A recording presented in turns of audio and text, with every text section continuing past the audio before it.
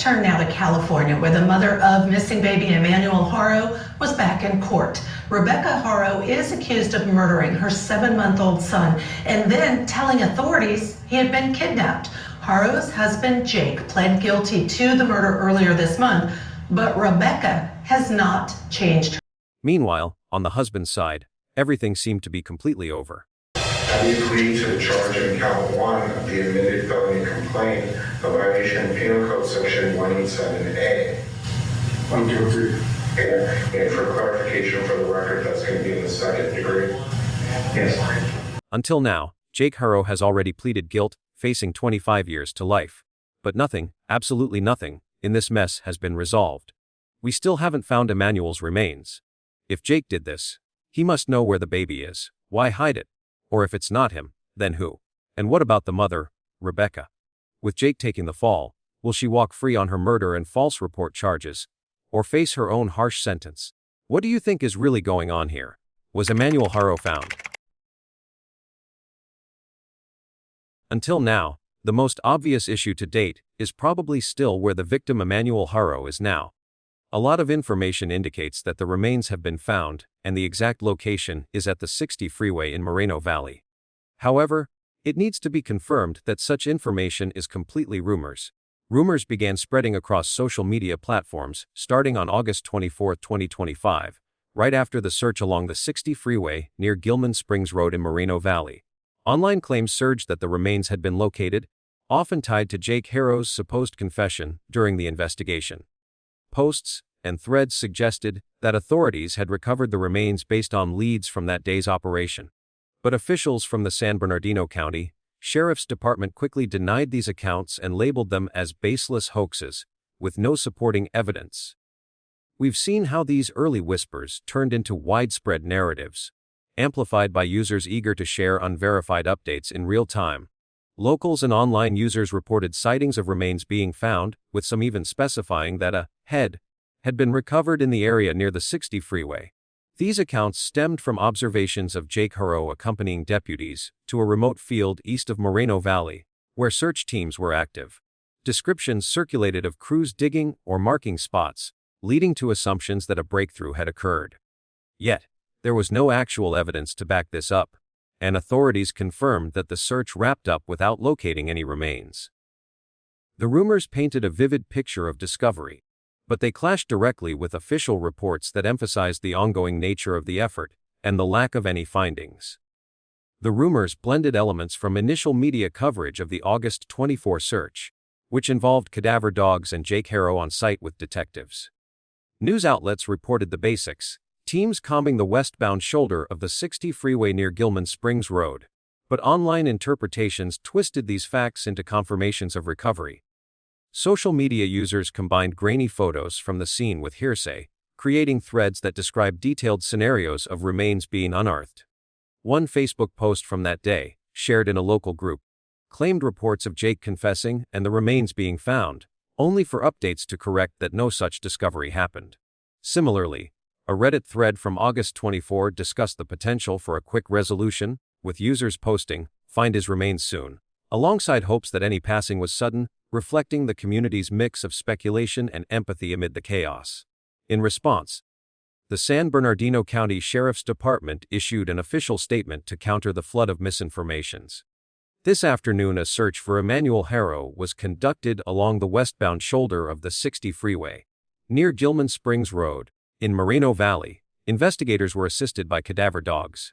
Jake Haro was at the location with detectives. The search has concluded, and Emmanuel was not located. The investigation to find Emmanuel continues. This direct rebuttal aimed to set the record straight, but the rumors persisted in pockets online, fueled by the true crime community's habit of filling informational gaps with conjecture.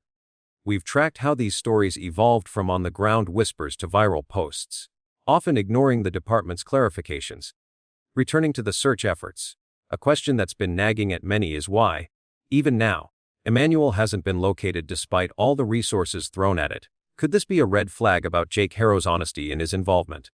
The search kicked off right away on August 14, 2025, when scent tracking dogs were deployed immediately after the missing report at the Big 5 Sporting Goods parking lot in Yucaipa.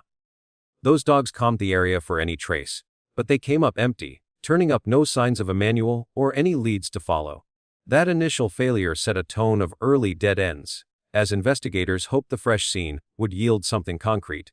Yet it didn't. We've noted in our reviews how this quick response was standard procedure, but the lack of results hinted at deeper issues from the start. By August 18, the operation expanded significantly, covering wider ground in Yucaipa and Cabazon. Teams executed multiple search warrants at the home, pulling in surveillance video from nearby spots to scan for any overlooked clues. Despite all that, no breakthroughs emerged, no footage showing unusual activity, no items recovered that pointed to Emmanuel's whereabouts. The warrants allowed for thorough inspections, yet the searches wrapped without any solid finds, leaving detectives to regroup and question what they might be missing in the broader picture. The next day, August 19, brought a tip about a possible sighting in Kern County, prompting a check that involved coordinating with local authorities there. We looked into how these tips often flood in during high-profile cases, but this one didn't pan out.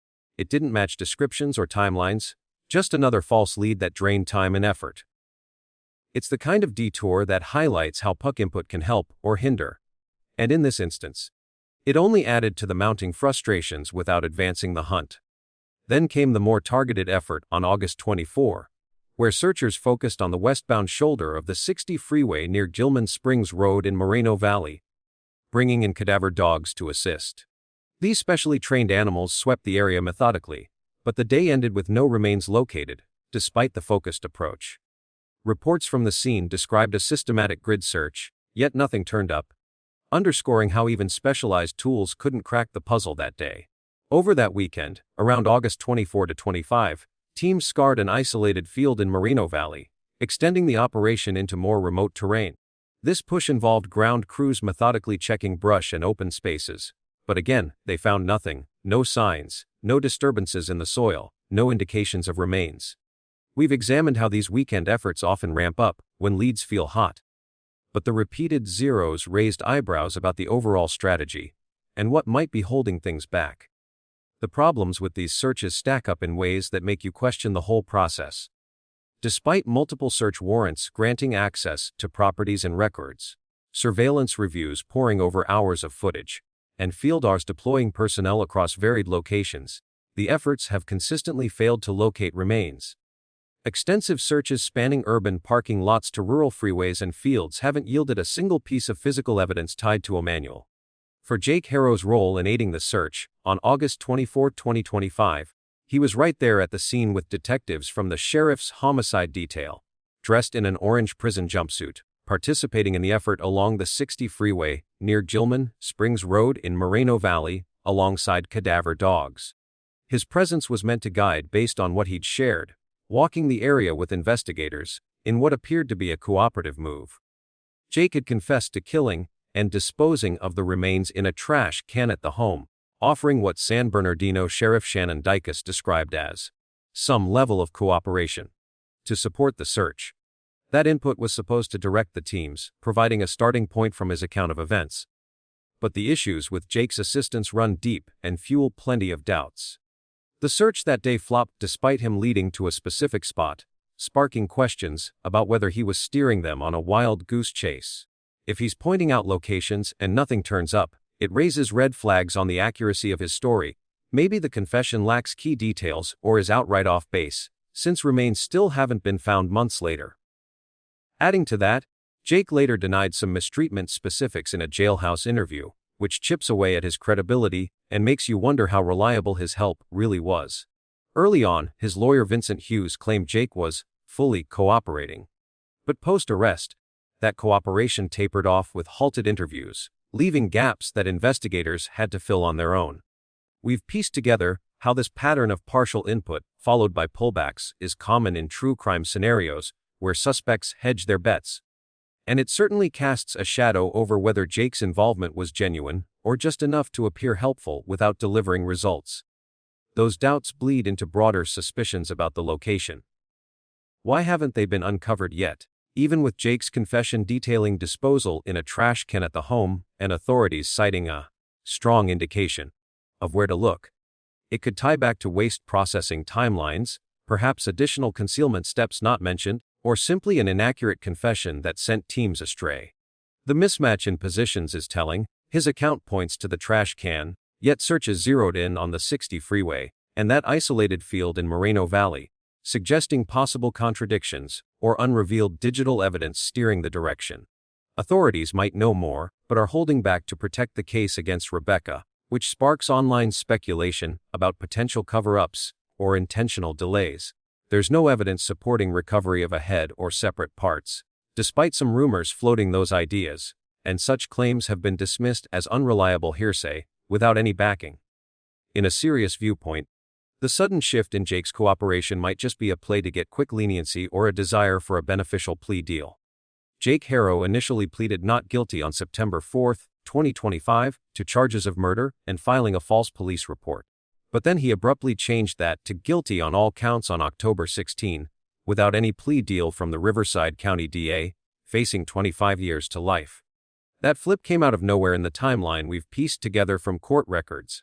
He broke down crying in court while admitting to the mistreatment from August 5 to 14 that led to Emmanuel's death, which points to remorse as a possible motive. We see this often in true crime breakdowns where defendants show emotion to sway the judge toward lighter sentencing, hoping tears translate to some form of mercy during the hearing set for November 3. It's a calculated move sometimes, especially when the evidence stacks high. Attorney Brad Conway, known from the Casey Anthony case, called this early guilty plea unheard of in his commentary. He speculated that the overwhelming evidence, like forensic work debunking the kidnapping story and Jake's initial confession, pushed him to fold to avoid a drawn-out trial. A full trial could drag in more details from his 2018 mistreatment history, exposing patterns that might ramp up the charges or public scrutiny. We've noted in our reviews how defendants in similar spots opt for losses when the prosecution's case looks ironclad, sparing themselves the risk of harsher outcomes if new testimony emerges. Some sources we've gathered suggest another angle, protecting Rebecca Haro, who still pleads not guilty. By taking most of the blame, Jake could ease the heat on her, even though she's accused of knowing about the mistreatment without stepping in. This fits a pattern in family-related homicides, where one partner shoulders the load to shield the other, perhaps out of lingering loyalty, or to minimize family fallout. Exclusive info from Ann Emerson's report ties the plea to the outrageous error in his 2018 probation, where he might view this guilty admit as a way to confront past screw-ups and wrap the case fast, avoiding prolonged exposure. Shifting to why Jake might fake cooperation while hiding Emmanuel's location, his confession about dumping the remains in a trash can at home offered some level of cooperation. Per Sheriff Shannon Dekas, yet the search flopped and remains unfound as of October 31, 2025. This hints at a motive to withhold key details for leverage in negotiations, even without a formal plea deal on the table. From the psychology of murder concealment, organized suspects like Jake, with his mistreatment history, often hide locations to dodge linking evidence, such as extra injuries or DNA, that could prove premeditated acts.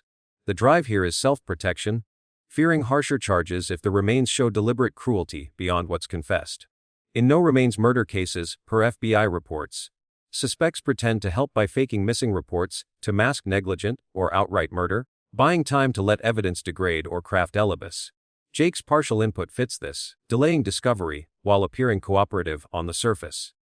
Group dynamics in remains hiding research suggest motives like shielding Rebecca as a co-defendant, denying family closure to inflict emotional pain, or keeping narrative control. Suspects in missing remains interviews often dangle locations for reduced sentences later, but Jake's jail interview denials of some mistreatment details tank his credibility, pointing to self-preservation as the core drive.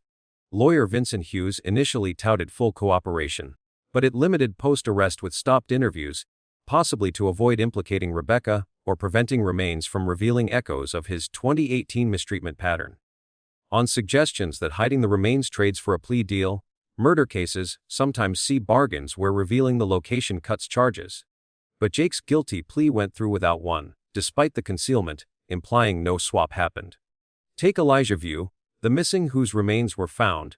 Mother Katrina Bohr got offered a plea for child neglect, showing how disclosure can lighten sentences, while hiding pushes full murder pursuits. If Jake held back, it might mirror that failed negotiation tactic. In the murder of Emmanuel Moss, with remains burned in a trash can, stepmother Tiffany Moss drew the death penalty, while the father pleaded to concealment for life. Hiding led to no deal and worse outcomes, suggesting Jake might have tried using concealment's leverage, but it backfired, landing him without reductions. The disposal method echoes here, trash can involvement, highlighting how such acts aim to erase traces, but often seal harsher fates when uncovered partially.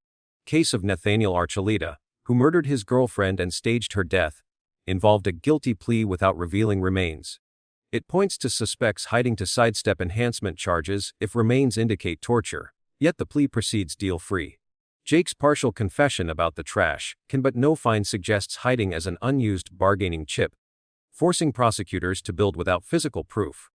General no remains homicides show prosecutors dangling pleas for locations to grant closure, but refusals lead to trials. Jake's setup fits, with his incomplete trash can detail leaving searches fruitless.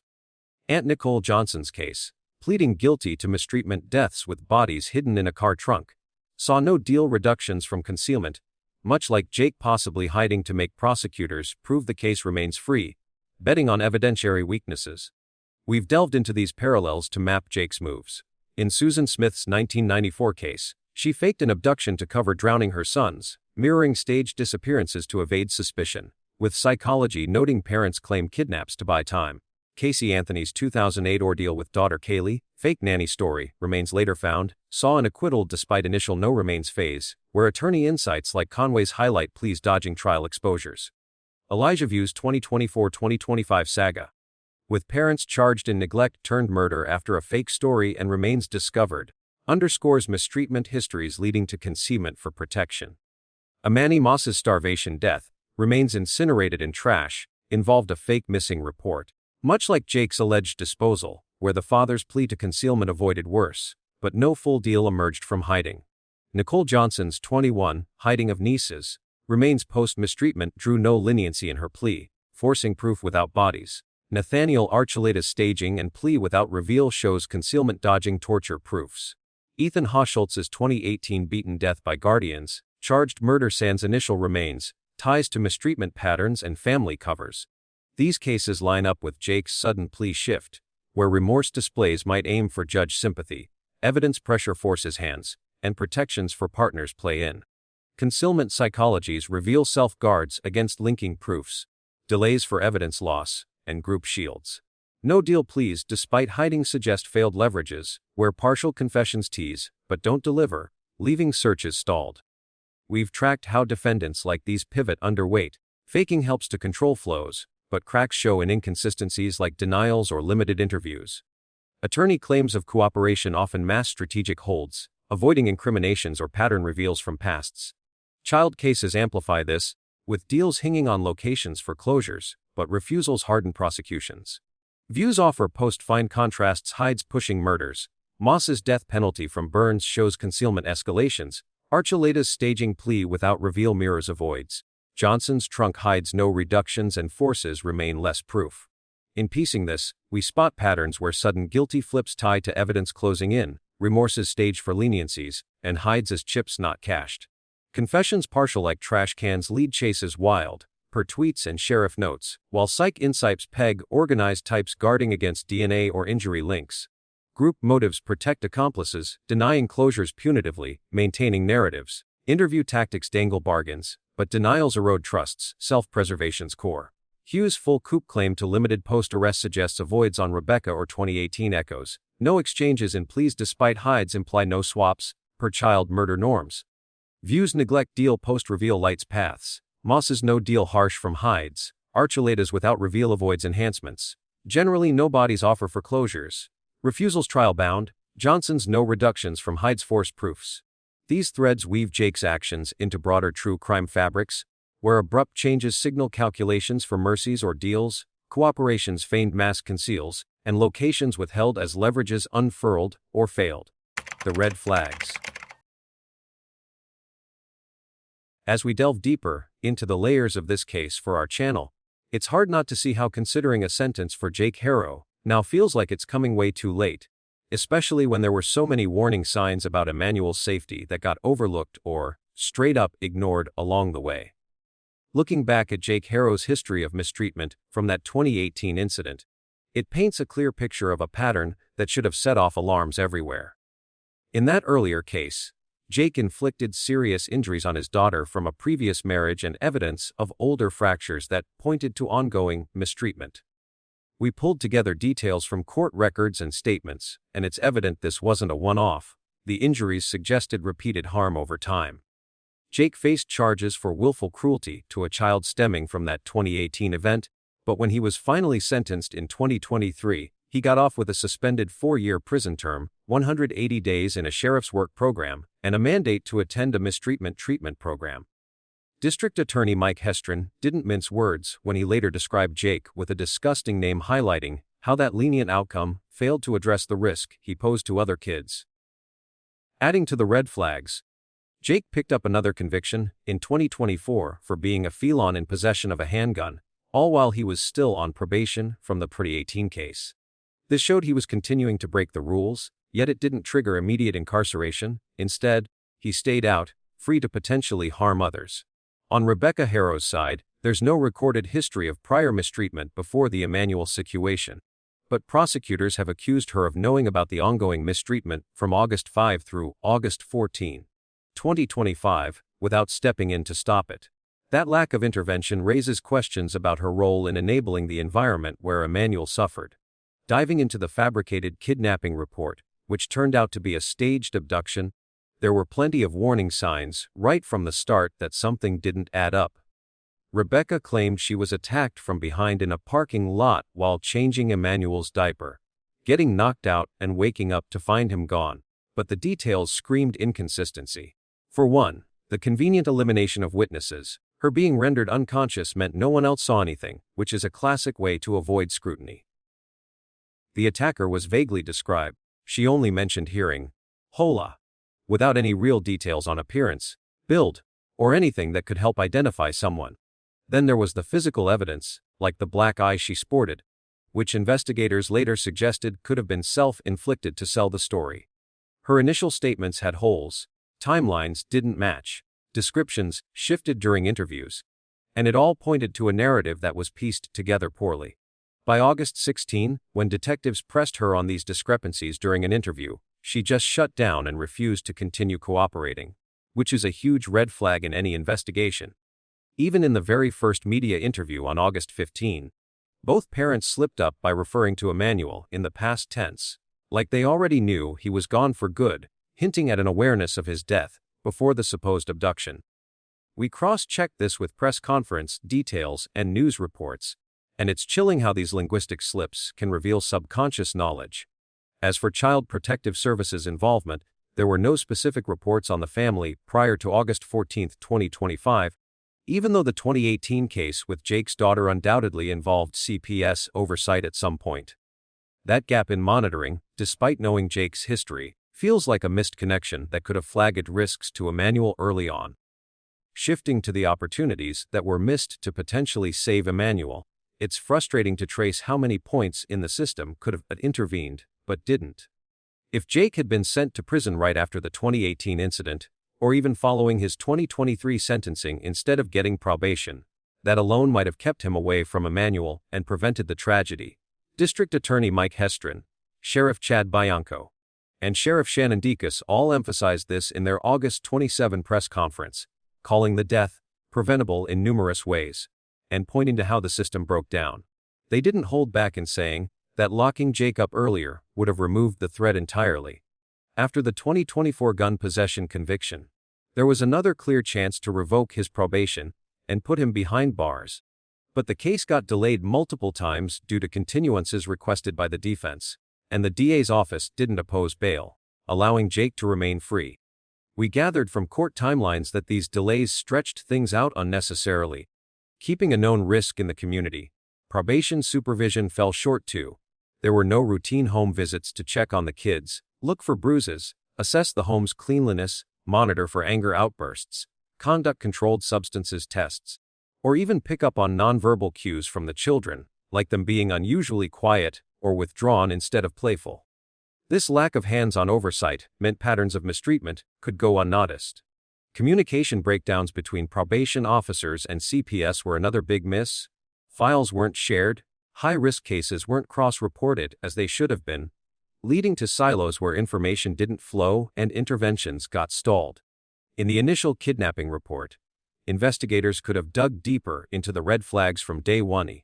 The inconsistencies in Rebecca's story, underlying family stressors that might have been evident, and evidence that didn't match up, like no surveillance footage corroborating the attack.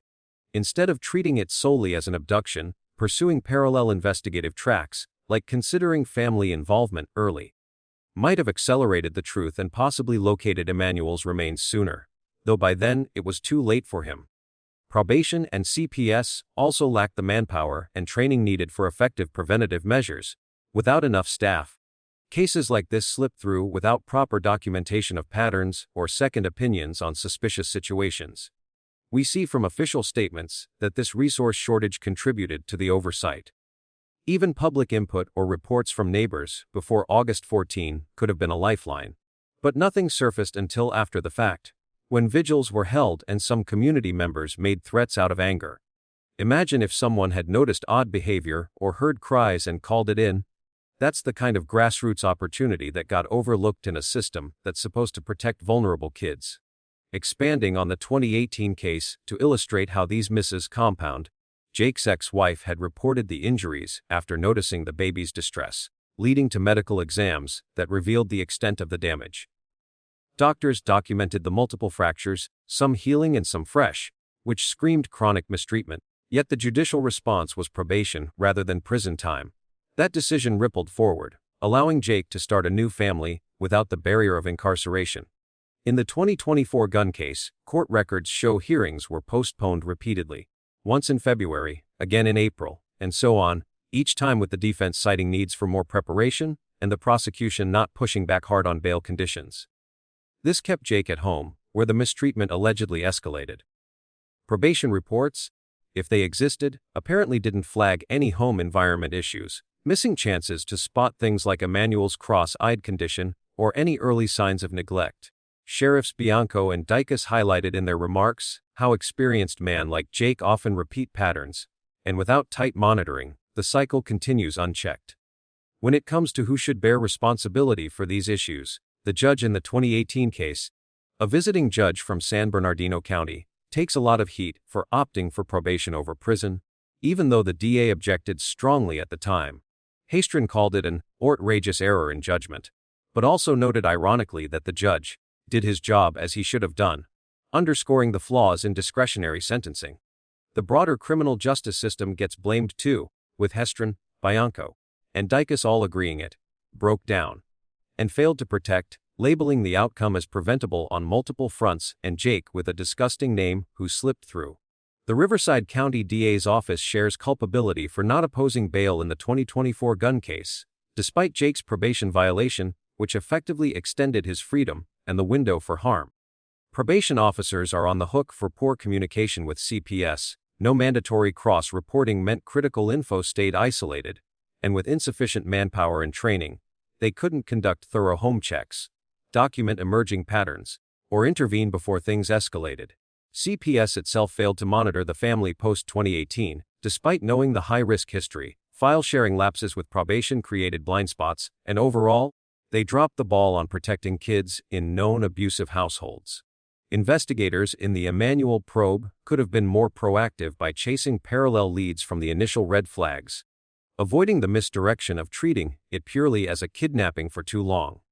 The community and larger system play a role as well, with shortages in preventative measures, funding for additional staff and training, and privacy regulations that sometimes hinder necessary information sharing between agencies. To flesh this out with the 2018 backstory, the judge's ruling came after hearings where evidence of the daughter's injuries was presented, and Jake's claim that it was an accident during bath time. Despite the severity, the sentence leaned lenient, perhaps influenced by factors like overcrowding or rehabilitation focus, but it left Jake unsupervised in ways that mattered.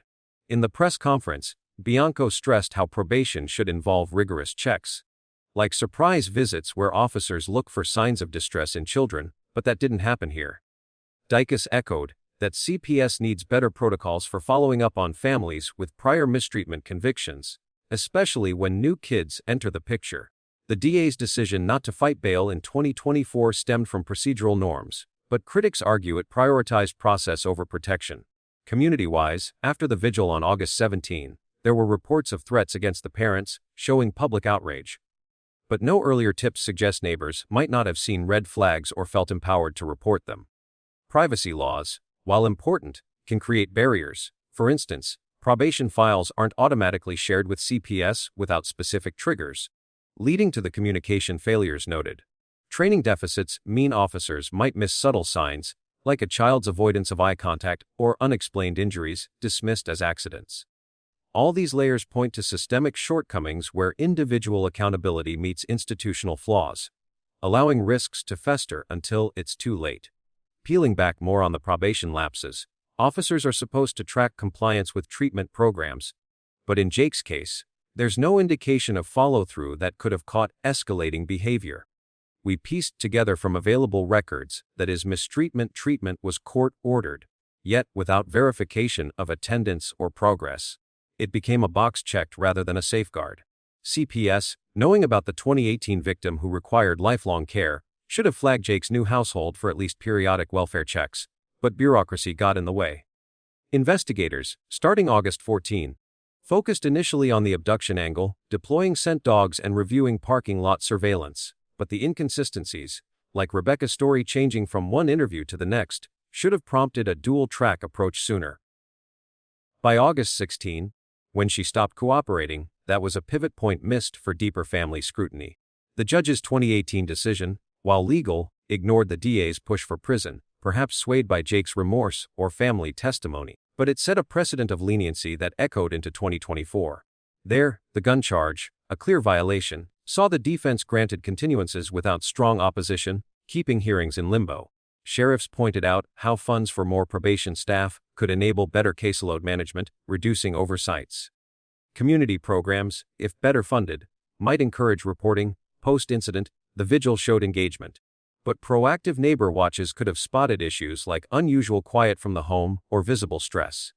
Privacy concerns often cited include PA or data protection rules that limit sharing between agencies, but reforms could mandate alerts in child endangerment cases. Training for recognizing patterns, like repeated accidents, in a family, remains under-resourced, leading to missed interventions. Ultimately, the web of responsibility spans from courtroom decisions to street-level enforcement, each link weakening the chain that should have protected Emmanuel. The first-degree murder. As we piece together the potential outcomes for Jake Haro's sentencing, the big question hanging over this is whether his penalty could escalate from second degree to first degree, or if it's firmly set at the lower charge given his recent plea. Jake entered a guilty plea on October 16, 2025, to second degree, along with assault causing death and filing a false police report, which sets the stage for a sentence that aligns with that level rather than something higher. Without evidence pointing to willful premeditation, the charge sticks at second degree, characterized by intentional or reckless actions showing extreme indifference, and the assault enhancement bumps the potential term up to 25 years to life. We see from the court proceedings that there's no plea deal in place with the Riverside County DA, leaving the final sentence up to the judge at the November 3, 2025, hearing, but the guilty plea to second degree suggests it won't jump to first degree. This plea acknowledges the severe actions leading to the outcome, fitting under the reckless disregard for life theory, which keeps it away from the premeditated category that defines first degree.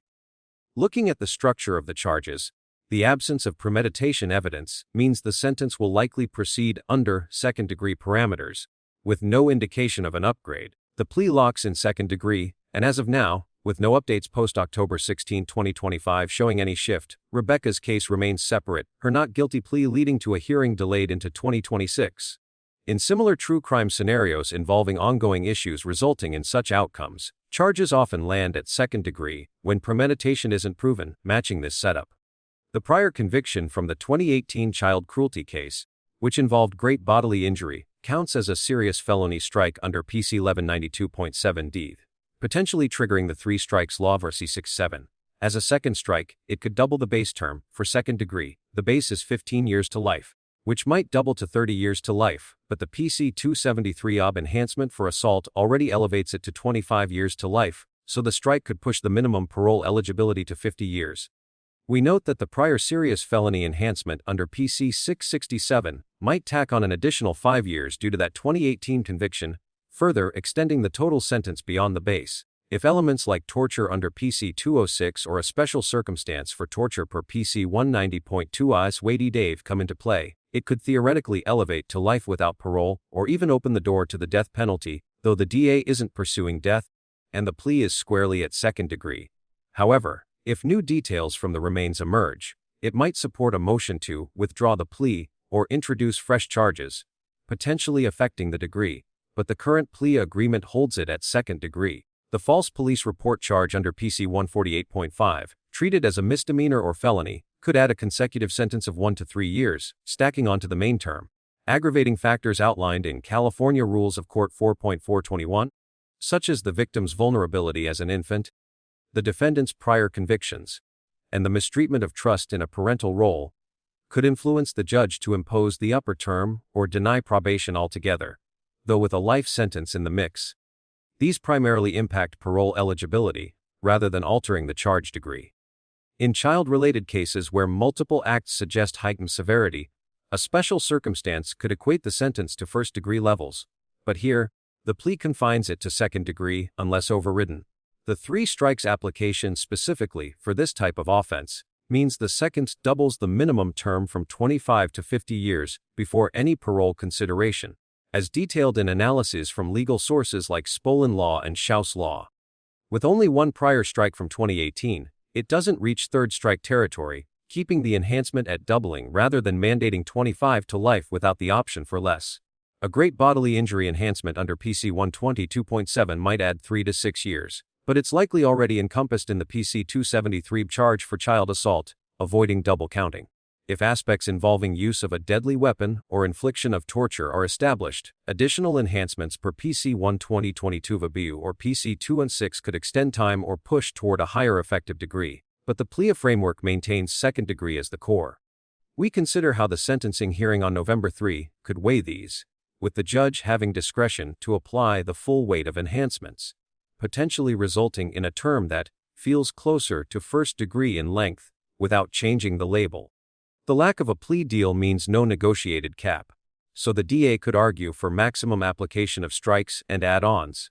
But the guilty plea to second degree signals acceptance of that classification over a riskier trial that might have aimed for first degree.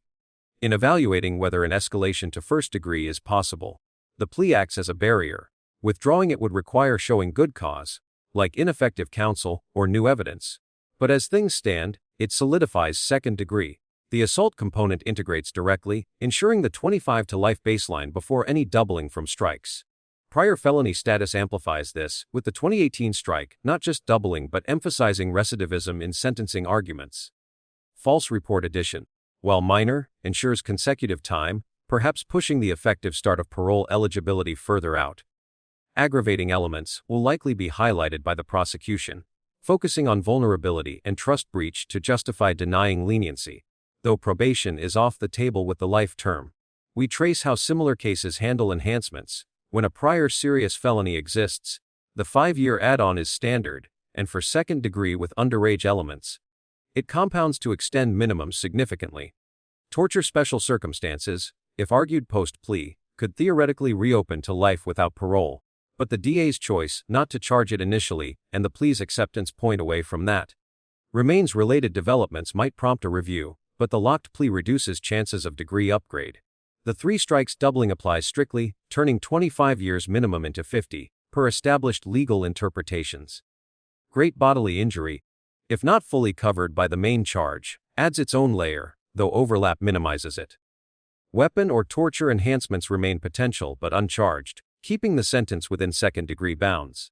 Sentencing guidelines allow the judge to consider the full spectrum, potentially leading to a de facto harsher outcome than typical second degree without crossing to first degree.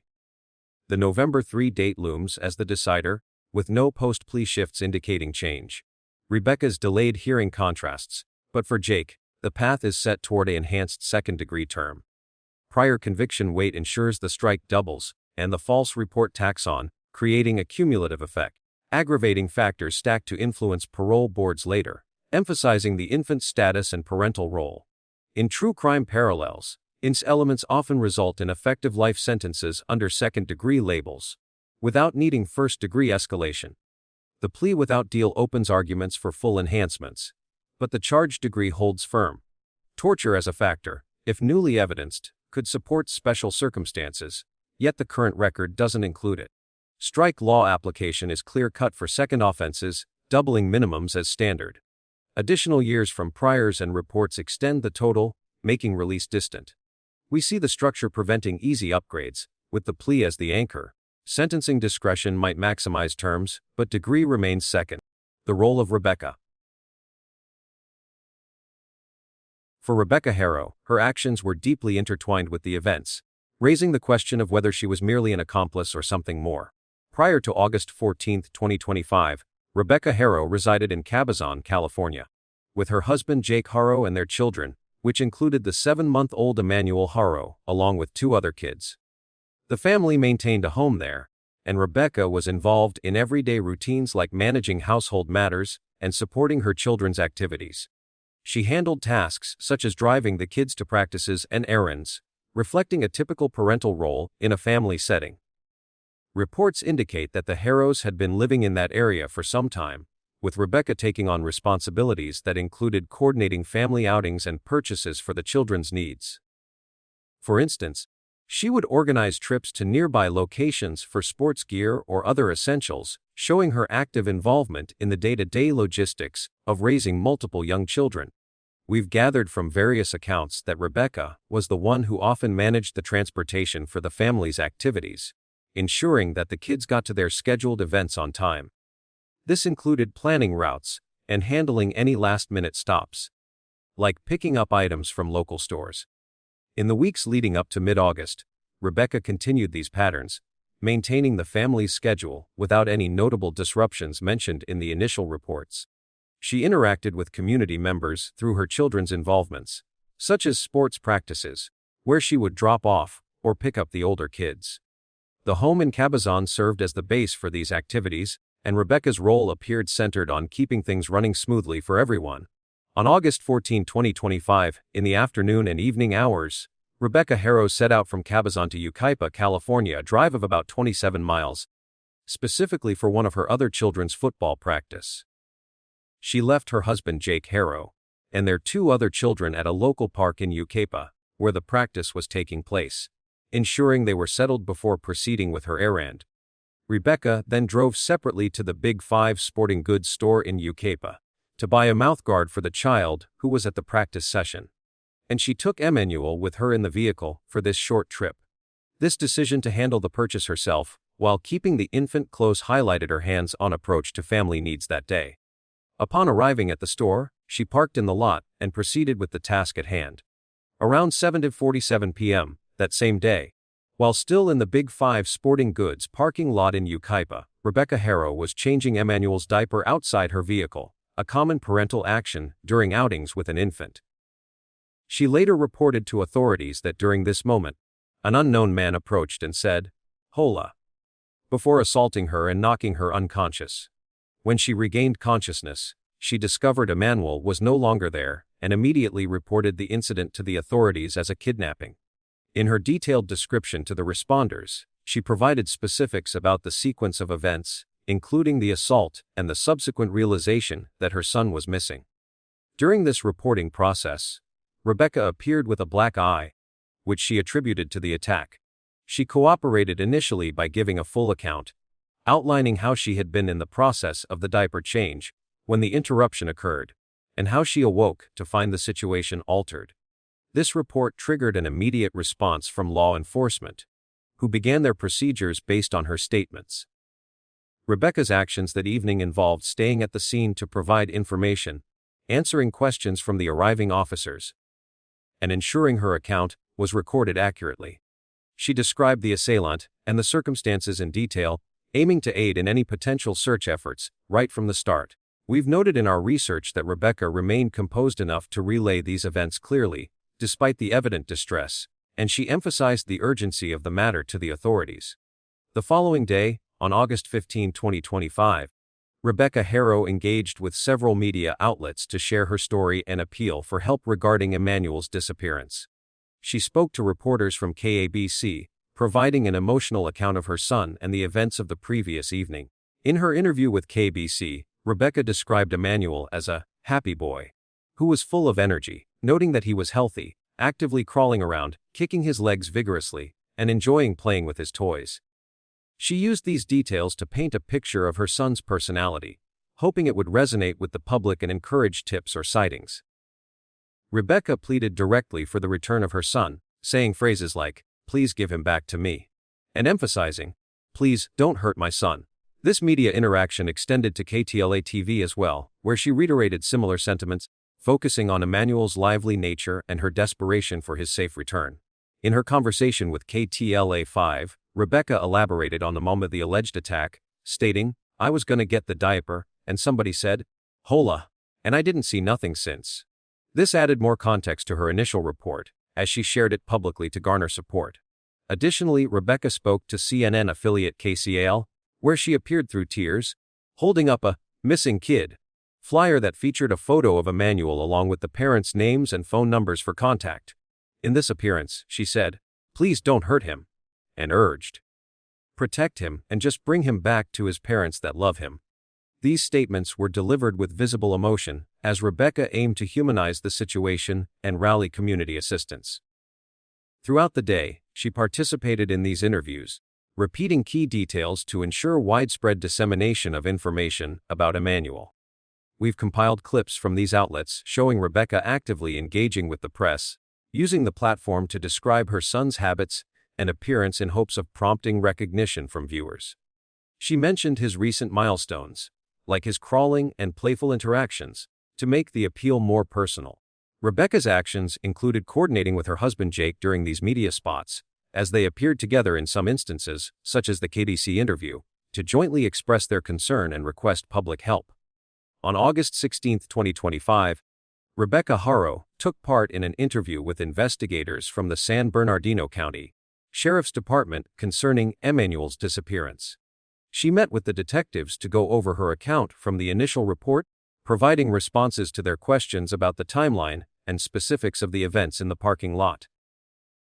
During this session, the investigators presented her with points about inconsistencies in her initial statement, and at that juncture, Rebecca chose to stop cooperating further with the interview. She declined to continue the discussion, ending her participation for that, without providing additional details beyond what she had already shared. This action marked a shift in her involvement with the official inquiry, as she had been forthcoming up to that point, but opted out when pressed on certain aspects. Reports from the department noted this development, but Rebecca's decision was framed within the context of the ongoing process.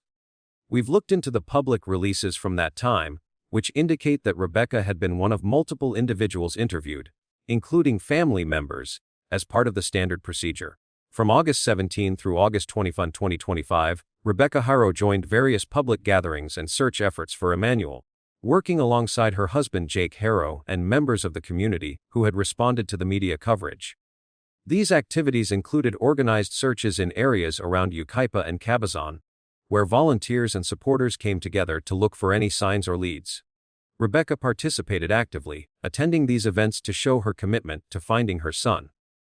She interacted with community members, thanking them for their involvement and sharing updates or flyers to keep the momentum going. On some days, the searches involved walking through local parks or neighborhoods, with Rebecca present to guide or motivate the groups based on her knowledge of the family's routines. We've gathered accounts from local news that describe these gatherings as community-driven, with Rebecca often seen distributing materials or speaking briefly to participants about Emmanuel's description. She continued to emphasize his characteristics, like his happy demeanor and physical traits, to aid in the efforts. These days also saw Rebecca maintaining contact with supporters, perhaps through social channels or in-person conversations, to coordinate further actions. The period included multiple such events, with Rebecca's presence noted in reports as a way to keep the public engaged. Specifically, on August 20, 2025, Rebecca Haro was observed leaving the Riverside Superior Juvenile Courts accompanied by her husband Jake Haro. This appearance at the court involved them entering and exiting the building together, though details of the proceedings were not publicly detailed at the time.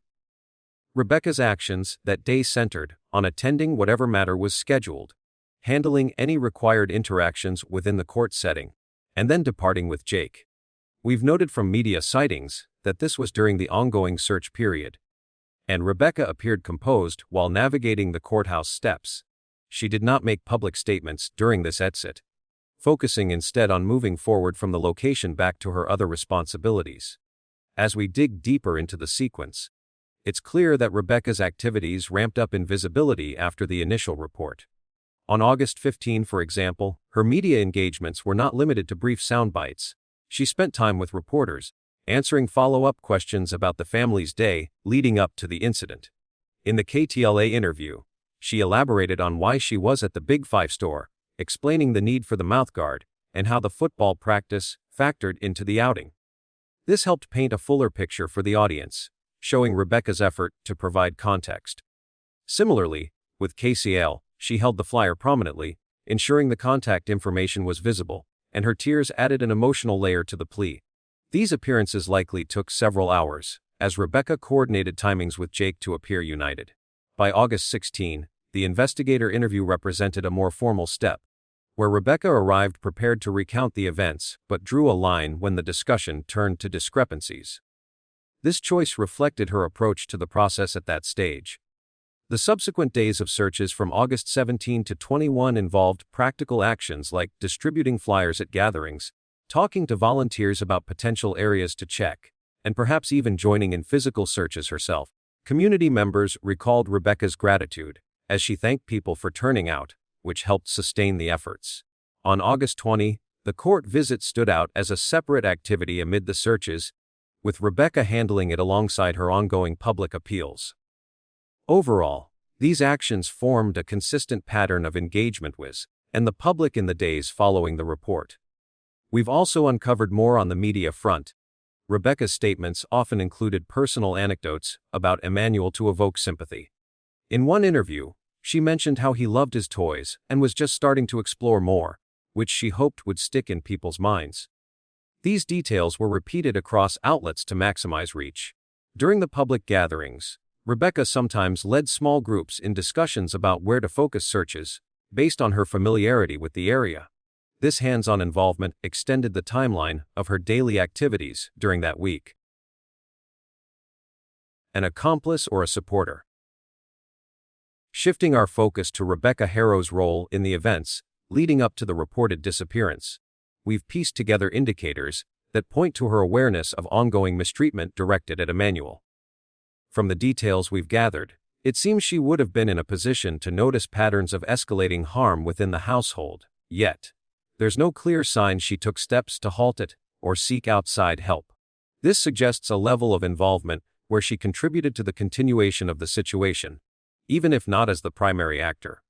We've noted how her behavior aligns with someone who might have overlooked warning signs, allowing the dynamic to persist without intervention. In true crime cases like this, such awareness often forms the basis for viewing a parent as part of the problem, especially when the household environment shows repeated issues. Her complicity becomes more apparent through her apparent participation in creating a fabricated narrative to explain Emmanuel's absence. By reporting a detailed story of an assault and kidnapping that investigators later questioned for inconsistencies, she effectively worked to conceal what had happened to the child. This kind of cover-up is a classic move in situations where parents try to hide the outcomes of mistreatment, redirecting attention away from the home and toward an external threat. We've seen in our research how this tactic buys time and shifts blame, but it often crumbles under scrutiny, revealing the parent's role in obscuring the truth, rather than addressing the underlying harm. We observe clear signs of passivity in the family structure, as Rebecca continued living in the same environment, despite her husband's docketed history of child-related problems dating back to 2018.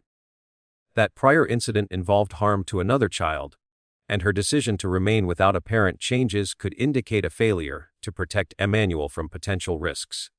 In households with such histories, a passive stance from one parent can enable the other to continue unchecked, creating an atmosphere where mistreatment escalates without resistance. This isn't about active encouragement, but rather a lack of action that perpetuates the cycle, which we've documented in similar family dynamics. Reports don't point to Rebecca as the instigator of any mistreatment.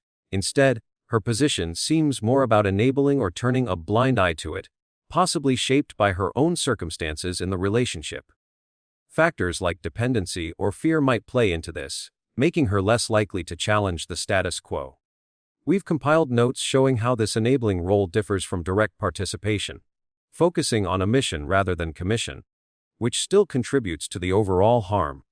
The black eye Rebecca displayed during her initial report to authorities could signal that she herself was caught in domestic dynamics that left her vulnerable, fostering a passive approach rather than one of active engagement in mistreating Emmanuel.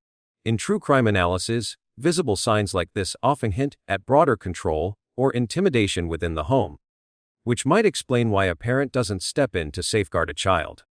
It paints a picture of someone potentially trapped, leading to an action that allows mistreatment to continue. Rebecca's public defense of her husband, labeling him as a good dad, in media statements, underscores a complicit or denial-oriented role that downplays any potential mistreatment in the family. By portraying the household positively amid growing questions, she actively minimized risks, reinforcing a facade that hid internal issues. This type of vocal support is common in cases where one parent shields the other, blending loyalty with avoidance of reality. Overall, her stance tilts toward complicity through efforts to cover up and a passive presence, lacking any evidence of her directly instigating or taking the lead in active mistreatment of the child. This combination of awareness without action and narrative fabrication places her in a supportive, rather than dominant position in the household's troubling patterns. Drawing parallels to broader patterns, Rebecca's role echoes those in cases where parents fabricate abduction stories to mask filicide, with research indicating that about 55% of such incidents stem from escalating child mistreatment. We've delved into studies showing how these claims often arise in families with ongoing harm, where the false report serves as a desperate deflection. In our review of 44 documented similar cases, mothers frequently appear in roles blending passivity and complicity, much like what we've outlined here. This pattern draws strong parallels to the Susan Smith case from 1994 in Union, South Carolina, where Smith orchestrated a similar cover-up through a fabricated abduction claim to hide her direct actions against her children. On October 25, Susan Smith, then 23, drove her Mazda Protege to the edge of John D. Long Lake with her two sons, Michael and Alexander, still strapped into their car seats in the back. She released the parking brake, allowing the vehicle to roll into the water, where the boys drowned as the car submerged. Instead of reporting the truth, Smith ran to a nearby house and told authorities that a black man had carjacked her at a red light, pointing a gun at her and driving off with the children inside. She provided a detailed description of the alleged assailant, a young black man in a plaid shirt and jeans, to police, insisting on the story's validity. For 9 days, Smith maintained this deception, appearing on national television alongside her husband David, tearfully pleading for the boys' safe return and saying things like, "Your mama loves you," while holding up photos. The community rallied with searches and vigils, but inconsistencies emerged during interrogations, such as her calm demeanor and lack of emotion in private. Under pressure from Sheriff Howard Wells, who confronted her with evidence, like the lake's location near her route, Smith confessed on November 3, revealing she caused their deaths. Pursue a relationship with a wealthy local man, Tom Fendlay, who had ended their affair because he didn't want children. Her role centered on this elaborate fabrication, showing complicity in her own deeds through lies that exploited racial stereotypes and delayed discovery of the remains. Like Rebecca, Smith's cover-up involved media appeals that portrayed her as a victimized mother, buying time and shifting blame outward, though Smith's was more solitary without a partner's direct involvement in the act. Shifting to another comparable situation, Rebecca's conchity through passivity aligns closely with Pearl Fernandez's role in the 2013 Gabriel Fernandez case in Palmdale, California. Pearl Fernandez, Gabriel's mother, lived with her boyfriend Azaro Aguirre in a home where Gabriel endured ongoing mistreatment starting when he moved in with them in 2012 after living with relatives. Aguirre, who reportedly hated Gabriel for perceived effeminacy, forced the boy to wear girls' clothing, made him sleep bound in a locked cabinet, starved him, and compelled him to eat spoiled food or cat litter as punishment. Pearl didn't initiate most of these acts but participated in some, like helping lock Gabriel away or ignoring his pleas, and crucially failed to stop Aguirre despite witnessing the harm. Teachers noticed Gabriel arriving at school hungry, with extremely bad treatment. Relatives also alerted authorities after seeing Gabriel's condition during visits. Social workers checked the Harville Times but closed cases without removing him, often accepting Pearl's explanations that downplayed the issues as accidents or discipline. Pearl's complicity deepened through her denial. She told investigators and family that Gabriel was fine, even as the mistreatment escalated over 8 months. In May 2013, after Gabriel allegedly stole food, Aguirre beat him repeatedly, leading to the boy's death 2 days later in the hospital. Pearl called 911 only after Gabriel became unresponsive, and even then, she supported Aguirre's story of an accident. We've pieced together from court records how Pearl's passivity enabled the environment, much like Rebecca's apparent overlooking of risks in her household, where knowledge of prior issues didn't prompt action. Both mothers' roles involved complicity via inaction and minimalizing threats, allowing partners to dominate without challenge, though Pearl's extended over months with partial participation. These comparisons highlight how cover-ups and complicity often intersect in such dynamics, with fabricated narratives serving as tools to maintain secrecy. In Susan's instance, the deception was immediate and personal, crafted to erase her responsibility entirely, while Pearl's involved ongoing denial to authorities and family, sustaining the mistreatment cycle. Rebecca's blend of public pleas and household passivity echoes elements of both, using a kidnapping tale to obscure facts while her enabling stance prolonged potential harm. We've cross-referenced reports showing these tactics recur in family cases, where one parent's lies protect the unit's facade. As we're compiling the latest court developments for our true crime breakdown on the Haro case, we've noted that Rebecca Haro is facing charges of murder and filing a false police report. Under California law, this could lead to a sentence similar to second-degree murder penalties, ranging from 15 years to life in prison. Enhancements might apply due to the victim's young age and elements of child endangerment, potentially pushing it to 25 years to life if convicted. The prosecution has structured the case around these charges, with the court process emphasizing the severity through ongoing hearings and bail settings. Her case remains in the preliminary hearing stage, where evidence is set to be reviewed to decide if it advances to trial. Originally scheduled for November 3, 2025, this hearing was postponed after a brief court appearance, now reset for January 21, 2026, to include a settlement conference alongside the preliminary session. This delay allows time for further preparation, including any motions from the defense or prosecution. During this phase, the judge will assess whether there's sufficient probable cause to proceed, potentially involving witness lists and evidentiary arguments that could shape the trajectory toward a full trial. Rebecca entered a not guilty plea to the amended complaint at her arraignment on October 16, 2025. This formal step initiated the court process, with plea negotiations reportedly ongoing but no agreement finalized as of yet. The arraignment involved standard procedures like charge readings and bail discussions, setting the stage for subsequent appearances. We've tracked how these early stages often include discovery exchanges, where both sides review evidence, influencing whether a plea deal emerges before the rescheduled hearing. On the same day, October 16, 2025, Jake Haro pleaded guilty to second-degree murder, assault on a child, and filing a false report. His sentencing is slated for November 3, 2025, where the judge will determine the exact term within the 25 years to life range. This plea came without a reduced charge, admitting full responsibility under the terms presented by the prosecution. The sentencing hearing will likely include victim impact statements, probation reports, and arguments on aggravating or mitigating factors, potentially lasting several hours as the court weighs the details. Jake's guilty plea opens possibilities for influencing Rebecca's case, particularly if he cooperates as a prosecution witness. Such testimony could detail events relevant to the charges, bolstering the evidence presented at her preliminary hearing or any eventual trial. Prosecutors often leverage Defendant pleas in this way, using them to build a stronger narrative during evidentiary reviews.